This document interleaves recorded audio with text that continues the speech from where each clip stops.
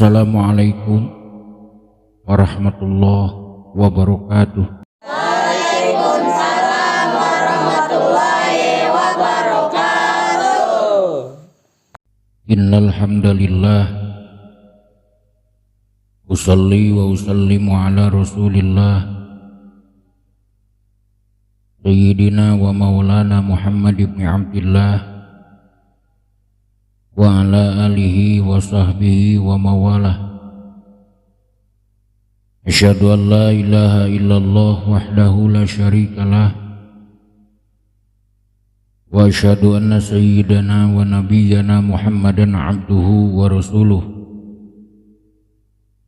Ayyuhal hadirun, ittaqullaha haqqa tuqatih wa la tamutunna illa wa antum muslimun.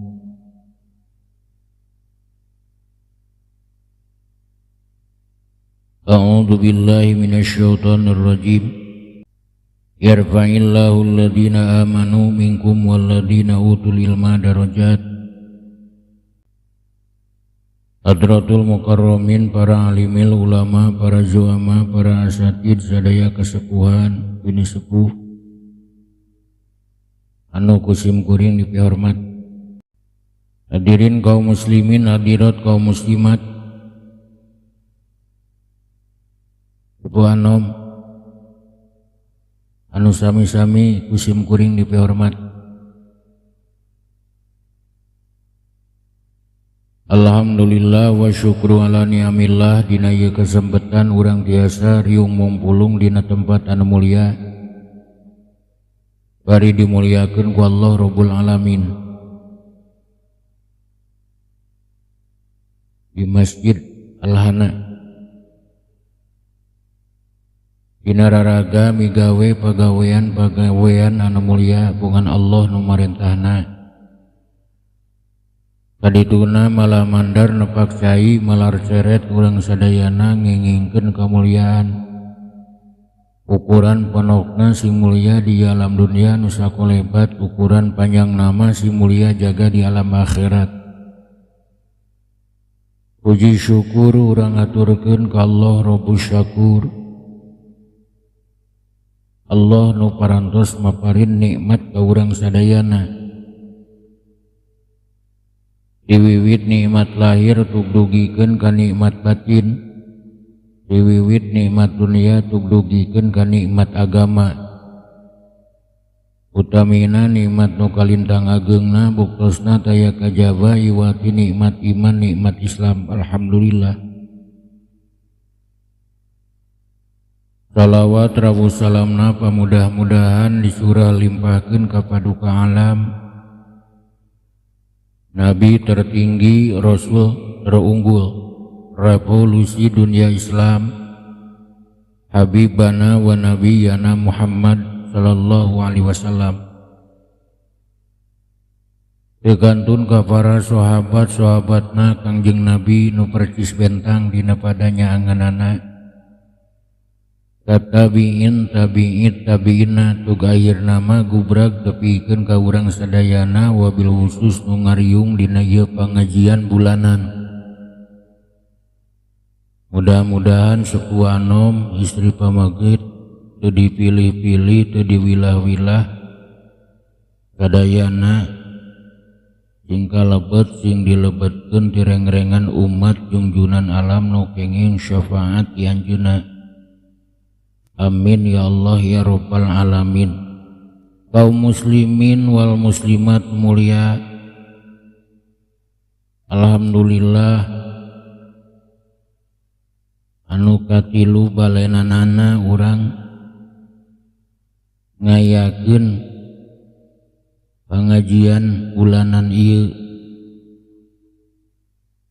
nu diwangun ku tujuan sadayana urang sadayana hoyong usul ka Allah Rabbul Alamin.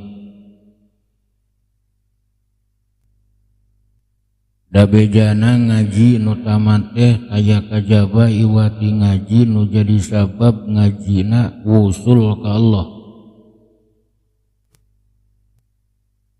Ngocoblak ratusan jam, ribuan jam, bulanan, tahunan, malah puluh tahun tapi terjadi sabab wusul ka Allah geus tah ngaji. Malah dina pangajian bulanan ieu urang sadayana urang nyoba-nyoba ngingung, diajar ngalogat, diajar maca, diajar ngamaknaan, kadituna diajar nyurah biqadril imkan hiji kitab nu dikarang ku jagoan Allah Imam Ibnu Athaillah. Eta kitab Masya Allah tabarakallah kakoncara katingali manfaat kusadayana. Eta kitab dipaparin jenengan kitab hikam. Alhamdulillah dina ieu kasempatan urang parantos dugi kana pembahasan hikmah nu kahiji supados yang santri jeung neng santria nu mekal kitabna kalogat kitabna urang baca deui, urang hartian deui, urang logat deui muqaddimah sarah kitab hikam nu di sisina anu ngagaduhan jenengan sarah hikam Syarqawi sakuka kitabna urang hartian, urang diajar ngalogat. Bismillahi ngamimitian kaula ngaji kalawan nyebat jenengan Allah.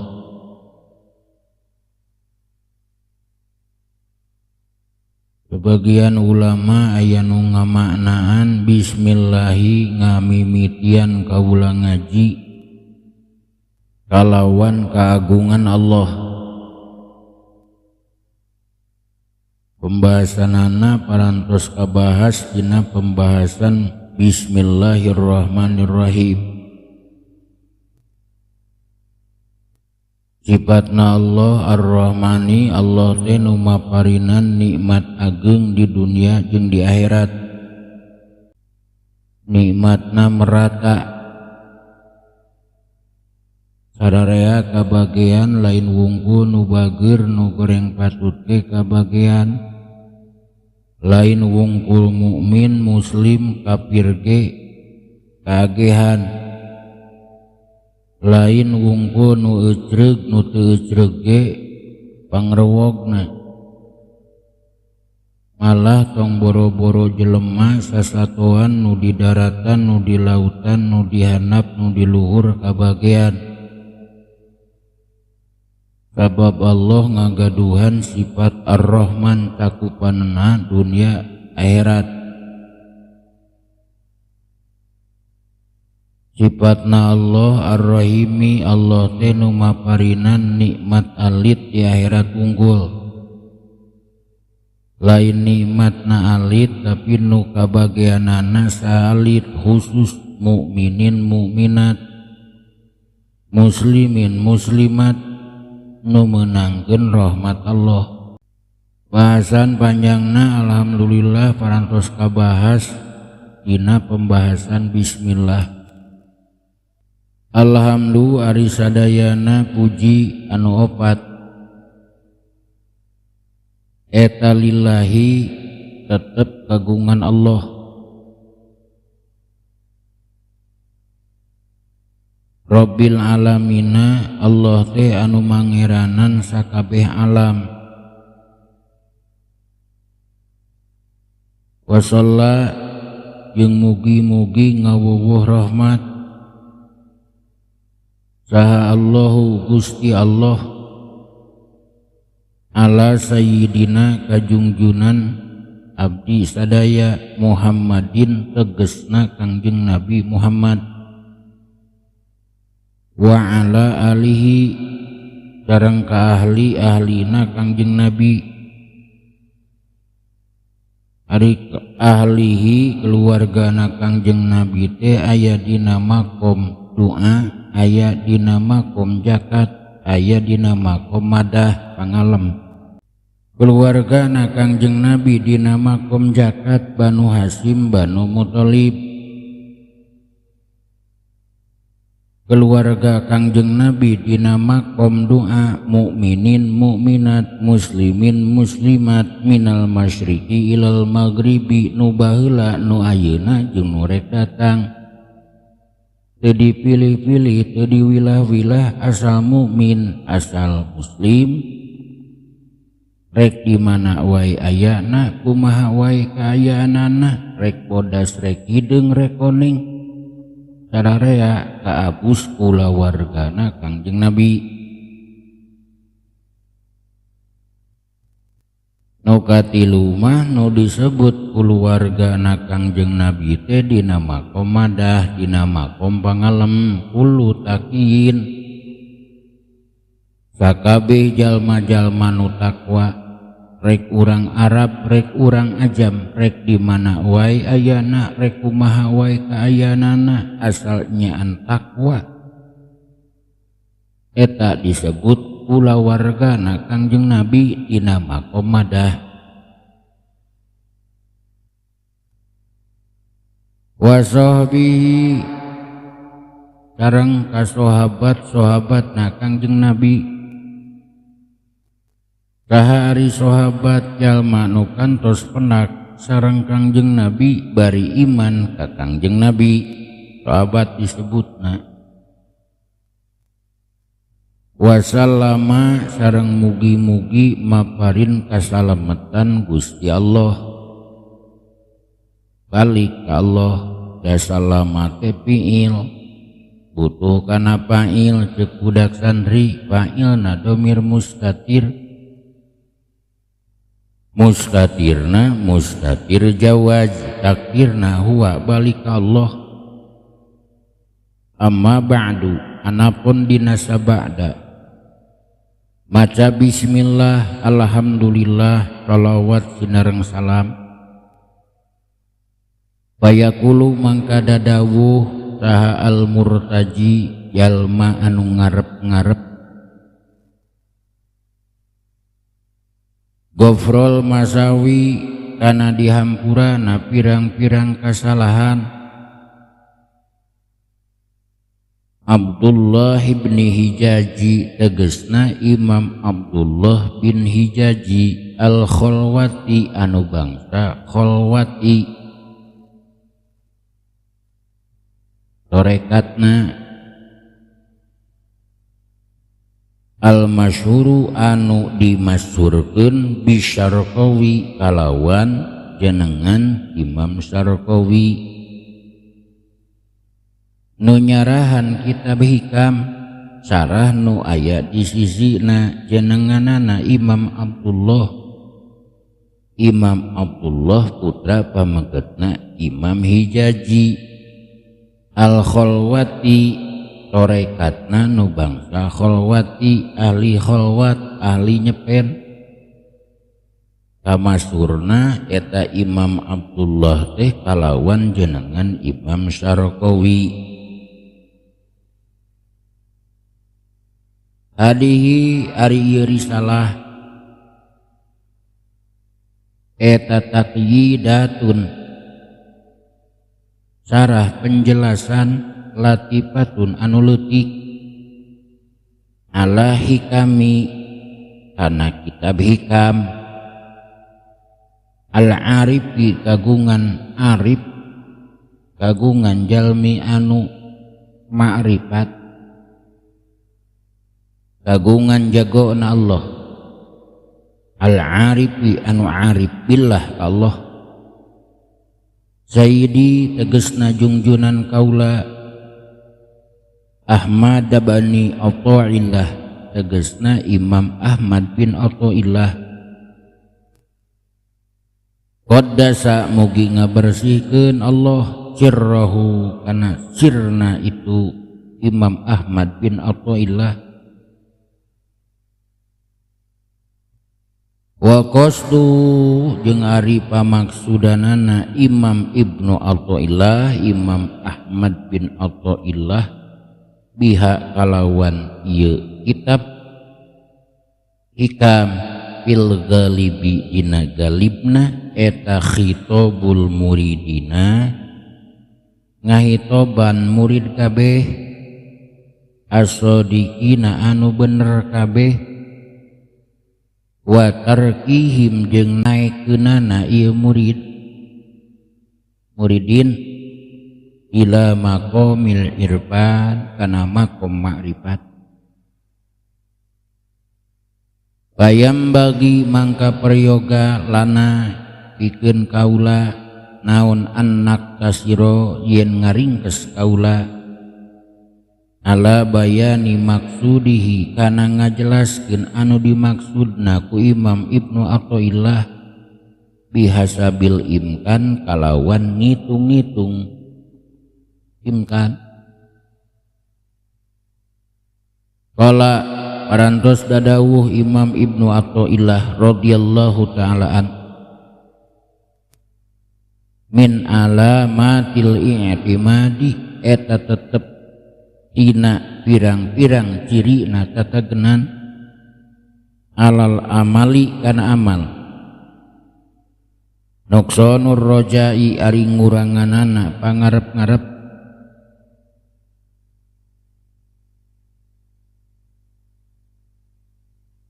inda wujudi jalal nalika wujudna kesalahan wes sakitu logat mah ayeuna bahasan hikmah nu kahiji keneh bagian nu kadua saur Imam Ibnu Athaillah dina hikmah nu kahiji min alamatil i'timadi alal amal nuqsanur raja inda wujudiz zalal maknana di antara cirina di antara pirang-pirang ciri na jalma nusok tetegenan kana amal sok ngurangan roja naka Allah dina nalika wujudna kasalahan beureun kitu bahasa bebas nama kaum muslimin wal muslimat anu mulia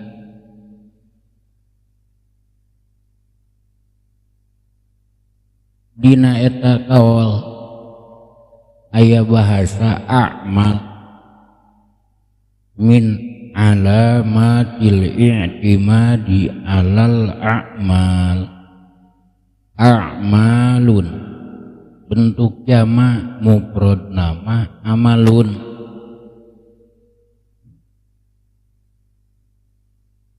dina istilah agama pangapunten urang peryogi uninga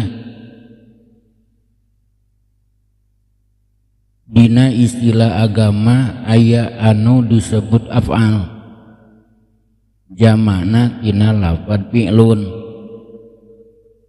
aya anu disebut a'mal jamakna tina lafad amalun nokatilu mah aya anu disebut ahwal jamakna tina lafad halun cek ibu jeung cek bapa naon sababna make kedah uninga supados janten ilmu da antara af'al a'mal sinareng ahwal tinangtu aya perbedaanana naon atuh ari af'al datet nu disebut af'al dina agama mah pirang-pirang pagawean bangsa dohir af'al pagawean lahir pagawean dohir disebut nate af'al Ari anu disebut amal ta eta mah pagawean lahir batin. Ari anu disebut ahwal mah pagawean batin, pagawean hate. Af'al pirang-pirang pagawean lahir, amal pirang-pirang pagawean lahir batin, ahwal pirang-pirang pagawean batin, pagawean hate. Keun apal mah jeung ahwal ayeuna mah urang ngajojoan we nu aya dina kitab. Kedah ceuk tadi aya bahasa min alamatil i'timadi alal a'mal. Urang ngabahas amal we ayeuna mah ceuk tadi nu disebut amal teh pagawean lahir pagawean batin. Harokatul jismi wal qalbi barobahna jisim barobahna hate. Ngan lamun jisim jeung hatena barobah di jerona ngandung unsur ganjaran anu kitu disebut taat. Lamun awakna lamun lahirna barobah lamun batina barobah tapi di jerona ngandung unsur siksaan adab tea tah nu kitu masuk disebat maksiat. Nu disebut taat barobahna awak barobahna lahir barobahna batin bari di jerona ngandung unsur ganjaran nu kitu disebut taat. Ari maksiat barobahna lahir barobahna batin di jerona ngandung unsur siksa tah nu kitu mah disebut maksiat. Batin teh hate. Dina raraga taat ulama-ulama ahli batin ngabagi dijelaskeun ilmuna dikarang kitabna diantawisna kitab hikam.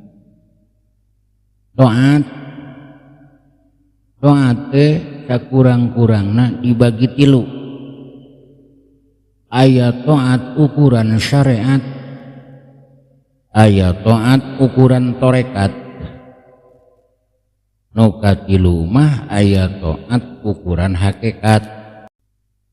Ari taat dina syariat naon yeuh faedahna li islahil jawari jang ngabeberes pirang-pirang anggota lahir. Taat syariat eta mah socana sing taat, depilna sing taat, cangkemna sing taat, pananganna sing taat, peana sing taat, luhurna sausa pramut, hanapna saibas dampal, sararea giringkeun entong kagok jeung entong angkog-angkogan, sararea sina bisaeun taat, malah nyuhunkeun ka Allah anu maha kawasa. Tah nu kitu masuk disebutna teh taat syariat. Faidahna jangan beberes jawari. Jawari teh anggota di luhurna sausap rambut, di handapna saibas dampal. Ilmuna disebut ilmu fikih, diatur dina fikih. Kudu nu beres ukuran fikih model kumaha, farduna wudu sakieu, syaratna wudu sakieu, pangbatalan wudu model kieu, sunnatna wudu model kitu dijejer-jejer dina fikih. Beres wudu dibahas salat nu dipardukeun aya zuhur, asar, maghrib jeung isya diatur ku fikih. Zuhur boga waktu nu tangtu. Inna sholata kanat alal mu'minina kitaban mawquta cek Allah. Fardu ongkoh di waktu-waktu ongkoh. Zuhur aya waktuna, asar aya waktuna, maghrib isya jeung subuh ge aya waktu.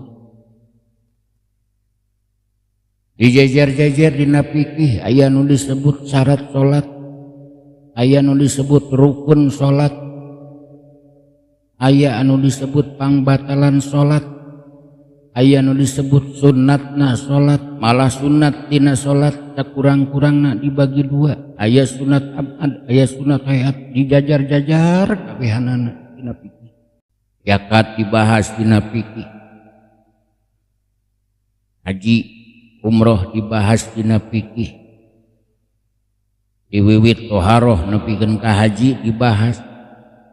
Gajeleng lumpat kana bab muamalah, aya nu disebut jual beli, aya nu disebut qirad, aya nu disebut wakaf, aya nu disebut hibah, diatur sedemikian rupa dina fikih. Yang naon tah? Yang taat. Taat naon Kang? Taat syariat. Naon faedahna taat syariat? Li islahil jawarih, yang ngabeberes anggahota. Naon ilmuna? Fikih disebutna. Naon ari fikih? Al-fahmu, kadar-kadar ngarti. Cek lugat mah cek sara al-fahmu bi ahkami syar'iyah, ngarti kana pirang-pirang hukum syara'. Kumaha lamun ku abdi dipigawe eta taat syariat, naon disebutna? Ibadah disebutna. Manawi sugan aya pendorongna supaya abdi hoyong ibadah, hoyong taat syariat aya. Cek ulama-ulama ahli batin dijelaskan di antawis nu ngadorong kana taat syariat anu disebut syu'aul basirah, cahaya dina hate nu ngadorong kana awakna hayang migawe taatna disebut taat syariat. Satya tu jelema nu bisa migawe ibadah taat syariat ya jalma-jalma anu pinter migawe taat syariat. Ulama-ulama ahli batin sok disebut abidin, abidat, jalma-jalma nu ahli ibadah. Naon nilaina eta ibadah taat syariat? Syah. Kumaha atuh makbul jeung mabrurna palebah manakeun? Karek hiji we ieu nama. Nilai taat syariat di mana dipigawe ku nini, di mana dipidamel ku akang, ku pribados, wargi-wargi sadaya, mangka boga nilai syah.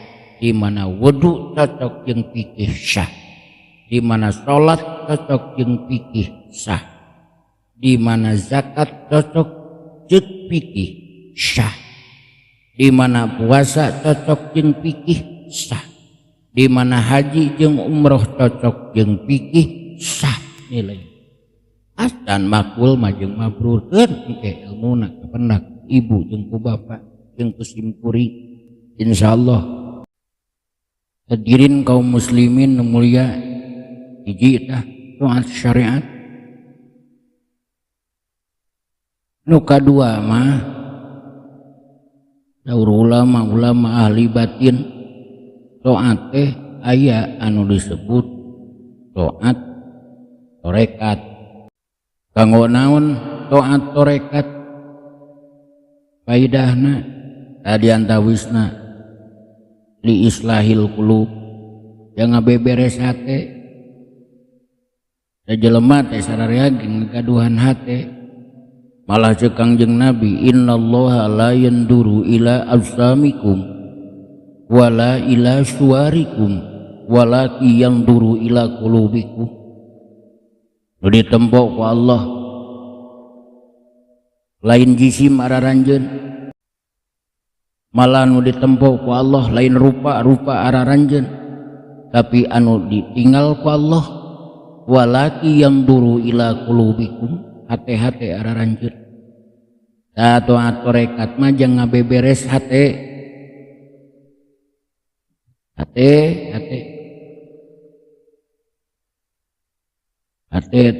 kolbun, dari kolbun teh bulak balik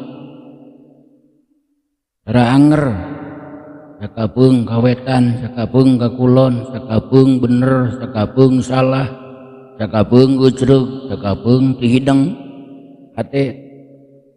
Oh mau usum salat makan segala rupa dipapai dina salat hate.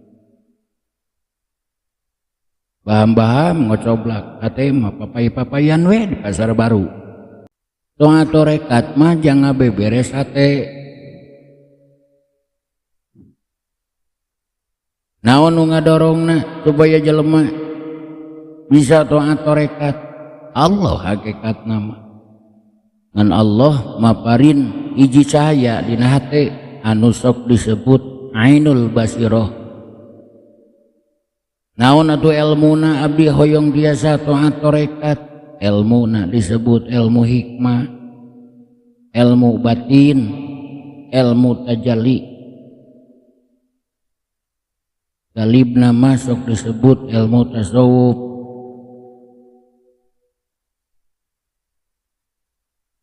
Jalmana nu pinter migawe toat torekat muridun atawa muridin disebutna. Nah, nu disebut murid anu bener mah jalma-jalma anu geus pinter nu tos dipaparin katiasa ku Allah dina raraga midamel toat torekat. Toat dina ukuran torekat. Muridin, radikin, atawa muhibbin ngagaduhan gelar. Kumaha lamun dipidamel ku abdi naon disebutna? Lamun migawe taat syariat disebutna ibadah. Lamun migawe taat tarekat mah tadi disebutna teh lain ibadah tapi ubudiyah. Kumaha nilai ibadahna lamun dipidamel bari beres? Name eta mah nilai ibadahna teh sok disebut makbul, diterima ku Allah Rabbul Alamin. Biasa abdi midamel taat tarekat teu aya nu mustahil Allah maparin. Usaha we sing nyaan. Hoyong tiasa bari nyaan. Hoyongna telin bobodohan, ilmuna digarap. Diteangan kaditu kadieu rek neangan ilmu. Di Jawa Barat dipapai, beres di Jawa Barat ke Jawa Timur. Beres di daerah Ajam, Arab sekaligus. Reka Mesirna, reka Mekahna, reka Madinahna, fakultas. Anu ngebahas ilmu doa torekat. Jalma-jalma anak disebut muridin, radikin, atawa dibaparin gelar muhibbin. Jalma nunggus pinter migawe ibadah torekat eta man sok disebutna teh muridin atawa muhibbin. Di mana dipigawe jadi pindah bahasana teh lain tina ibadah tapi ubudiyah. Nilai ibadahna di hukuman makbul ditambi ku Allah Rabbul Alamin. Nu katilu mah kaum muslimin wal muslimat taate aya anu disebut taat hakikat. Naon paedahna? Li islahil arwa. Lamun taat syariat yang ngabeberes jawarih engkau tak lahir lamun taat torekat yang ngabeberes hate ta taat hakikat mah li islahil arwah yang ngabeberes roh. Sabab dia urang teh aya jisim anu ngajedog model kieu kalau urang ngenteung Allahumma kama ahsanta khalqi fahassin khuluqi teu urang aya teh disebutna teh jisim atawa jawarih aya anu disebut kalbun hate raja tama danggawata anak buahna segala rupa ge nurutan hate anu katilu mah aya nu disebut roh. Taat hakikat mah faidahna teh li islahir arwah yang ngabeberes roh.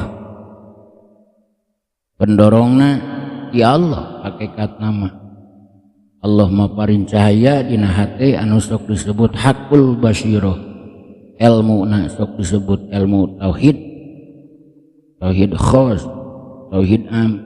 Nilai taatna sok disebut mabrur.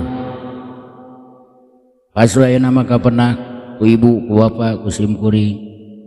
Nilai ibadah teh aya nu sah di mana beres ceuk fikih, aya nu makbul di mana beres dina torekatna, dina taat torekatna.